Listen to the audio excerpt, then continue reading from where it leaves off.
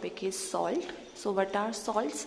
Salts are the ionic compound which consist of positive or negative ion, but except hydrogen ion or OH negative ion.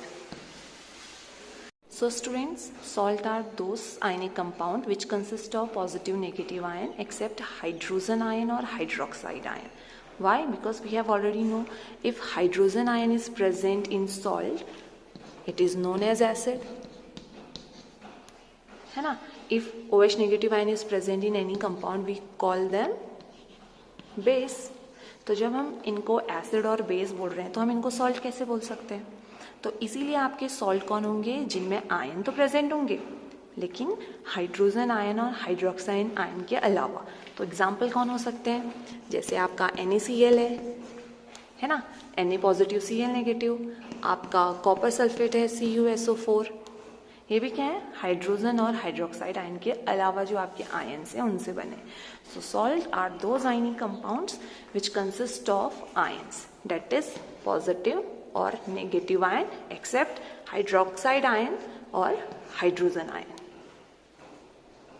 Now students, question is how we prepared salt. So we all know that salt is prepared by the neutralization reaction, है ना? When acid react with base, for example HCl is react with base like NaOH, they form salt. कौन सा salt? NaCl, sodium chloride और water.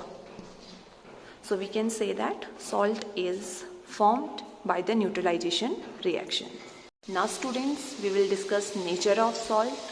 If strong acid react with strong base, then the salt formed is neutral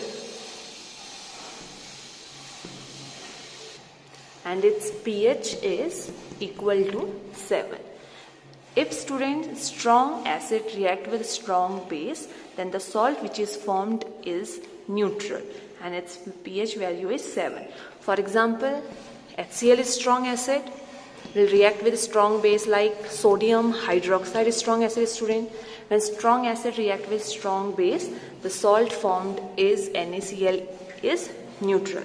तो जो salt बनेगा इस case में वो neutral बनेगा और साथ में बाई प्रोडक्ट आपका वाटर बनेगा और इसकी pH वैल्यू कितनी होगी students? Is equal to 7. Now student, अगर हम लें आपका स्ट्रॉन्ग एसिड केस, अगर हम सेकेंड लें स्ट्रॉन्ग एसिड की रिएक्शन करवाएं वीक बेस के साथ, जो आपका सॉल्ट का फॉर्मेशन होगा उसमें स्ट्रॉन्ग एसिड का आपका कैरेक्टर आएगा.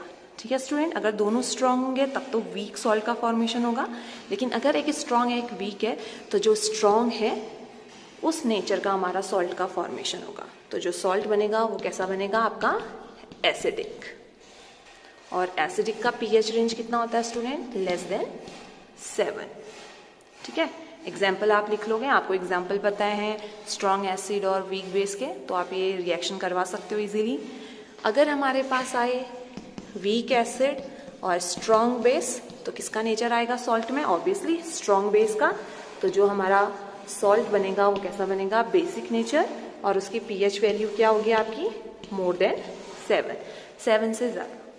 अगर स्टूडेंट आपके दोनों हम क्या लें? वीक लें, weak acid and weak base, तो जो हमारा सॉल्ट बनेगा उसका नेचर क्या बनेगा? आपका न्यूट्रल.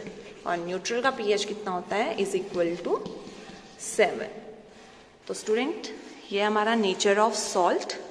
आप इस वीडियो को ध्यान से सुनना क्योंकि इससे रिलेटेड मैं आपको फिर क्वेश्चन दूंगी, आपको सॉल्व करने होंगे. उसमें आपको नेचर ऑफ सॉल्ट बताना होगा, pH वैल्यू बतानी होगी, कौन सा एसिड यूज़ किया है, कौन सा सॉल्ट का फॉर्मेशन होगा, fill in the blanks type का क्वेश्चन वो रहेगा. तो आपको क्लियर हुआ होगा, अगर स्ट्रॉन्ग एसिड रिएक्ट करता है स्ट्रॉन्ग बेस के साथ तो न्यूट्रल सॉल्ट बनता है. अगर स्ट्रॉन्ग एसिड रिएक्ट करता है वीक बेस के साथ तो एसिडिक कैरेक्टर आएगा. अगर वीक एसिड रिएक्ट करेगा स्ट्रॉन्ग बेस के साथ तो बेसिक कैरेक्टर आएगा. और अगर वीक एसिड वीक बेस के साथ रिएक्शन करेंगे तो हमारा न्यूट्रल सॉल्ट का फॉर्मेशन होगा.